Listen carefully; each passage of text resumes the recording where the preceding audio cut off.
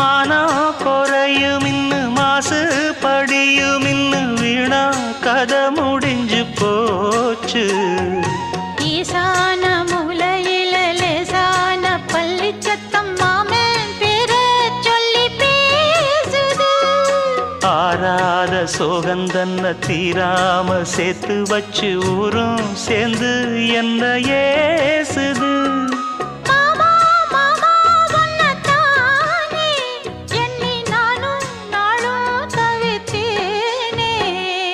கூண்டுக்குள்ள என்ன வச்சு கூடி நின்ன ஊற விட்டு கூண்டுக்குள்ள போனதென்ன கோலக்கிளியே.